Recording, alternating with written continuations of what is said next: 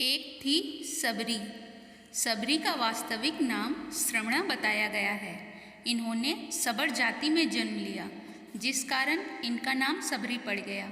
संत जन कहते हैं कि इन्होंने भगवान श्री राम का इतना सब्र किया कि इनका नाम ही सबरी पड़ गया। सबरी के पिता भीलों के राजा थे। सबरी को श्री राम के प्रमुख भक्तों में गिना जाता है। सबरी जब विवाह के योग्य हुई तो उसके पिता ने एक दूसरे भील कुमार से उसका विवाह पक्का कर दिया और धूमधाम से विवाह की तैयारी की जाने लगी। विवाह के दिन सैकड़ों बकरे भैंसे बलिदान के लिए लाए गए। बकरे भैंसे देखकर सबरी ने अपने पिता से पूछा, ये सब जानवर यहाँ क्यों लाए गए हैं? पिता ने कहा, तुम्हारे विवाह के उपलक्ष्य में इन सब की बलि दी जाएगी। यह सुनकर बालिका सबरी को अच्छा नहीं लगा और सोचने लगी कि यह किस प्रकार का विवाह है जिसमें इतने निर्दोष प्राणियों का वध किया जाएगा।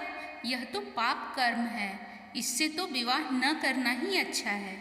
ऐसा सोचकर वह रात्रि में उठकर जंगल में भाग जाती है। दंडकारण्य में वह देखती है कि हजारों ऋषि मुनि तप कर रहे हैं। बालिका सबरी अशिक्षित होने के साथ ही निचली जाति से थी।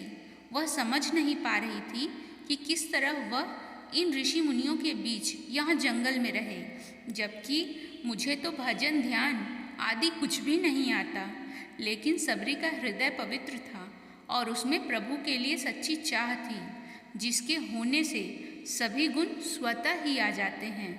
वह रात्रि में जल्दी उठकर जिधर से ऋषि निकलते उस रास्ते को नदी तक साफ करती, कंकड़ पत्थर हटाती ताकि ऋषियों के पैर सुरक्षित रहें।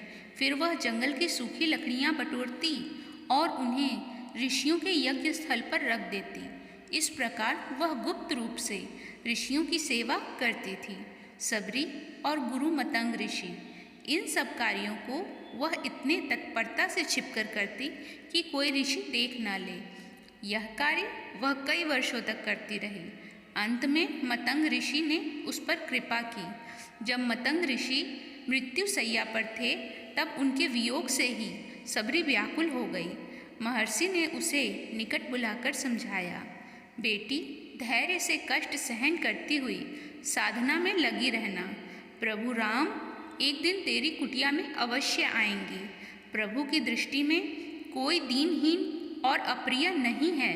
वे तो भाव के भूखे हैं और अंदर की प्रीत पर रीझते हैं। महर्षि की मृत्यु के बाद सबरी अकेली ही अपनी कुटिया में रहती और प्रभु राम का स्मरण करती रहती थी।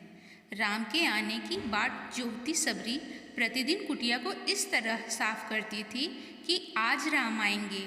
साथ ही रोज ताजे फल लाकर रखती कि प्रभु राम आएंगे तो उन्हें मैं यह फल खिलाऊंगी। सबरी राम मिलन उदार श्री राम जी उसे गति देकर सबरी जी के आश्रम में पधारे। सबरी जी ने श्री रामचंद्र जी को घर में आए देखा तब मुनि मतंग जी के वचनों को याद करके उनका मन प्रसन्न हो गया। आज मेरे गुरुदेव का वचन पूरा हो गया। उन्होंने कहा था कि राम आएंगे और प्रभु आज आप आ गए। निष्ठा हो तो सबरी जैसी। बस गुरु ने एक बार बोल दिया कि राम आएंगे और विश्वास हो गया। हमें भगवान इसलिए नहीं मिलते क्योंकि हमें अपने गुरु के वचनों पर भरोसा ही नहीं होता। जब सबरी ने श्री राम को देखा तो आंखों से आंसू बहने लगे और चरणों से लिपट गई। सबरी परी चरण लपटाई, मुंह से कुछ बोल नहीं पा रही थी, चरणों में शीश नवा रही थी। फिर सबरी ने दोनों भाइयों राम लक्ष्मण जी के चरण धोए, कुटिया के अंदर गई और बेर ले आई। वैसे रामचरितमानस में कंदमूल लिखा हुआ है, लेकिन संतों ने कहा है कि सबरी ने तो राम जी को बेर ही खिलाए थे। सबरी एक बेर उठाती है, उसे चखती है। बेर मीठा निकलता है तो राम जी को देती है, अगर बेर खट्टा होता है तो फेंक देती है। भगवान राम एक शब्द भी नहीं बोले कि मैया क्या कर रही है, तू जूठे बेर खिला रही है। भगवान प्रेम में डूबे हुए हैं, बिना कुछ बोले बेर खा रहे हैं। माँ एक टक राम जी को निहार रही है। भगवान ने बड़े प्रेम से बेर खाए और बार बार प्रशंसा की। प्रेम सहित प्रभु खाए, बारंबार बखानी। उसके बाद सबरी हाथ जोड़कर खड़ी हो गई। सबरी बोली कि प्रभु, मैं किस प्रकार आपकी स्तुति करूं? मैं नीच जाति की और अत्यंत मूढ़ बुद्धि हूँ। जो अधम से भी अधम है, स्त्रियाँ उनमें भी अत्यंत अधम है, और उनमें भी हे पापनाशन मैं मंद बुद्धि हूँ। भगवान राम माँ की ये बातें सुन नहीं पाए और बीच में ही रोक दिया। भगवान कहते हैं, माँ, मैं केवल एक भक्ति का ही नाता मानता हूँ। जाति पाति कुल धर्म, बड़ाई धन बल कुटुंब, गुण और चतुरता, इन सबके होने पर भी यदि इंसान भक्ति न करे तो वह ऐसा लगता है जैसे जलहीन बादल शोभाहीन दिखाई पड़ता है। माँ, मैं तुम्हें अपने 9 प्रकार की भक्ति के बारे में बताता हूँ, जिसे भक्ति कहते हैं नवधा भक्ति। मैं तुझसे अब अपनी नवधा भक्ति कहता हूँ, तू सावधान होकर सुन और मन में धारण कर। पहली भक्ति है संतों का सत्संग। दूसरी भक्ति है मेरे कथा प्रसंग में प्रेम। तीसरी भक्ति है अभिमान रहित होकर गुरु के चरण कमलों की सेवा।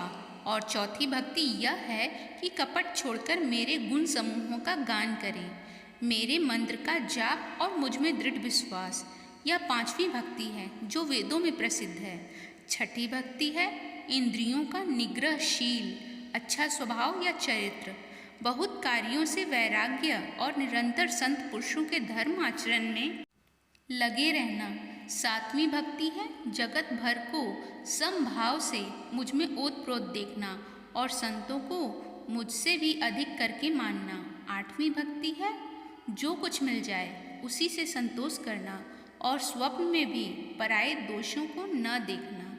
9वीं भक्ति है सरलता और सबके साथ कपट रहित बर्ताव, हृदय में मेरा भरोसा रखना और किसी भी अवस्था में हर्ष और विषाद का न होना। इन 9 में से जिनकी एक भी होती है वह स्त्री पुरुष जड़ चेतन कोई भी हो, हे भामिनी, मुझे वही अत्यंत प्रिय है। फिर तुझमें तो सभी प्रकार की भक्ति दृढ़ है। अतएव जो गति योगियों को भी दुर्लभ है वही आज तेरे लिए सुलभ हो गई है। देखिए, भगवान माँ को भक्ति के बारे में बताने से पहले भी कह सकते थे कि माँ, आपके अंदर सभी प्रकार की भक्ति है, लेकिन राम जानते थे अगर मैंने पहले बोल दिया तो माँ मुझे बीच में ही रोक देंगी और कहेंगी, बेटा मेरी बड़ाई नहीं, सब आपकी कृपा का फल है। इसलिए भगवान ने पहले भक्ति के बारे में बताया और बाद में माँ को कहा कि आपके अंदर सब प्रकार की भक्ति है। मित्रों, कहानी अच्छी लगी हो तो वीडियो को लाइक करें, चैनल को सब्सक्राइब करें और कमेंट में जय सिया राम लिखना बिल्कुल भी ना भूलें। जय सिया राम।